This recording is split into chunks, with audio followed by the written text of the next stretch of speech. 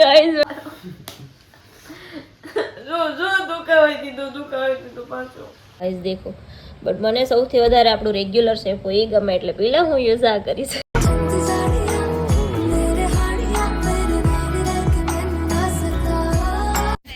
રાધે રાધે, કેમ છો બધા? આઈ હોપ કે તમે બધા મજામાં હશે અને આપ સૌનું સ્વાગત છે મારા એક મસ્ત મજાના વ્લોગ પર. ગાઈઝ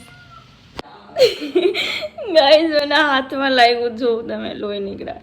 આ હાથે લોહી વાળો હે થોડો, અહીંયા જો લાગ્યું.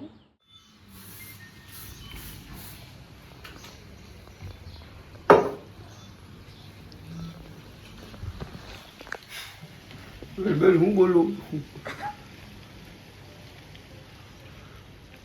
બોલું સો ગાઈસ, તમારા ભાઈ અત્યારે દાઢી ઓળાવે છે. વાળ તો ઓળાવવા જ રહ્યા નથી. દરવાજો ધોર ભટકાઈ જાવ તો બંધ કરી દો. તો આમ માની લઈને થાય તો ખબર નહીં, મને આમ આશ્ચર્યચકિત જેવું ફીલ થયું. ટૂંકમાં ટ્રસ્ટ ના આવે કે સિરિયસલી એને માની લીધું. અને ગાઈસ હું અત્યારે અઘોરી અવસ્થામાં છે, કારણ કે એમ જ છે. હવે ખબર નહીં, હોય જ સવારમાં નહીં તો હું અઘોરી અવસ્થામાં, એટલે કે જેમ તેમ અવસ્થામાં છું. તું કેવી સારા વ્યવસ્થામાં હતી હો, લગ્ન પહેલા હતી ટીપટોપ રહેતી. એ નહીં, લગ્ન પછી મારી હાલત બગડી ગઈ.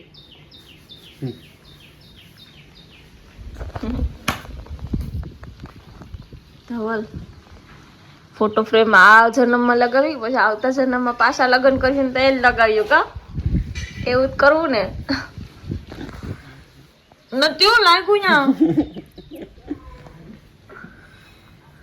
તો ગાઈસ, કેટલા દિવસથી અમારા માળિયા ઉપર તમે જોઈ શકો ફોટો ફ્રેમ છે. અને તમને ખબર જ છે કે મેં બહુ ટાઈમથી વિડીયો એનો બનાવી જ લીધો.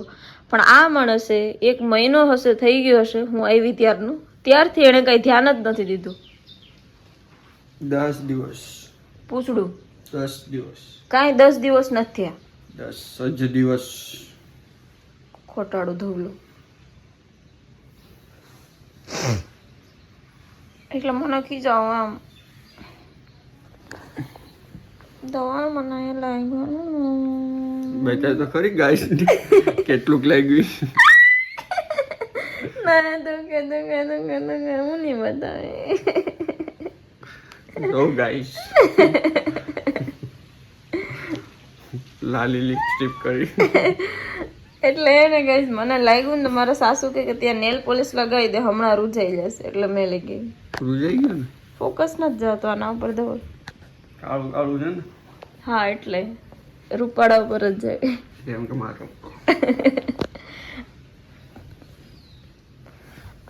મને તમારે પેકે દુકાને લઈ જાવ ને, હું પછી આ એકલે કંટાળો ન આવે ને, તો પછી મને એમ ન થાય કે દુકાને લઈ જાવ.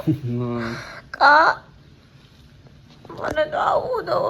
ત્યાં પણ હાસવી મારે. હા તો તમે મને હાસવા આટલો જન્મ લીધો તો ખોટાળો ધવલો કેબડી હાથમાં લાગેલ છે, બાકી ચોટી જાય ને તો બીજી વાર માગો નહીં મારા આમે બોલવાનું. આમાં લાગેલ નથી હો. આ સોટીએ તો હાથ જોને મુદી નહીં મારી.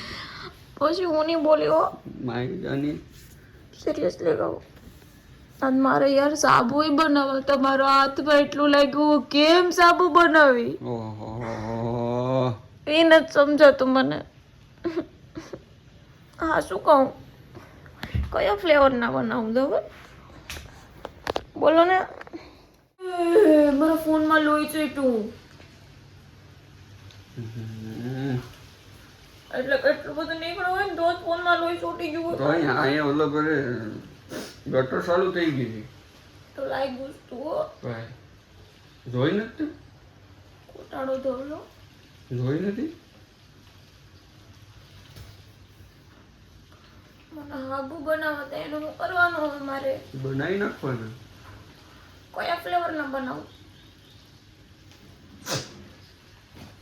American price. જો દુખાવાઈ દીધું પાછું. ગમે તો દુખાવતા જ હોય મને બધુંમાં. મારી દો હવે દુખે. હું આમ કરું એમ કહું કે હાથ રહી જશો પણ મને હાથમાં લાગે ને તો તમારે કેમેરો પકડવાનું હોય ને. ગાઈસ છે ને આજનો જે વ્લોગ છે ને હું આજે એડિટ કરીને અપલોડ કરી દઈશ બીકોઝ કાલે છે ને મને વ્લોગ બનાવવાનો ટાઈમ નહોતો એના આગલા દિવસે પણ સેમ એવું જ હતું તો પછી મેં કીધું આજે અપલોડ કરી દઉં આજનો બનાવેલો વ્લોગ બીકોઝ પછી એને આઈનો વચ્ચે ગેપ આવી જાય ને તો પછી થોડુંક ચેનલમાં પ્રોબ્લેમ થાય અને મારા હમણાં થોડાક ટાઈમથી સબસ્ક્રાઈબર એટલા વધતા નથી અને પહેલાં હમણાં 5-6 દિવસ પહેલાં ટૂંકમાં વીક પહેલાં મારે રોજના 100, 150, 200 સબસ્ક્રાઈબર વધતા હમણાં થોડાક માનો ને 30-20 એવા થઈ ગયા પાછા એટલે વિડીયોને અપલોડ કરું ને તો એવું થતું હોય એટલે હમણાં કન્ટિન્યુ રાખવું પડશે થોડુંક. આ છોકરો હજી પણ હા મારો હાથ રહી ગયો કેમેરો હમણાં પડી જશે. શું કરે ધોલ? મને તો આપો એક બદામ તો આપો. મારા ગ્લાસમાં તમે જોઈ શકો શેનું પાણી હશે કયો સિયા સીડ્સ કે સબ્જા સીડ્સ?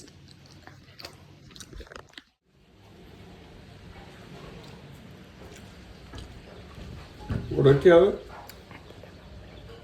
આવે વાંધો ના બહાર નીકળું જ ઘરે.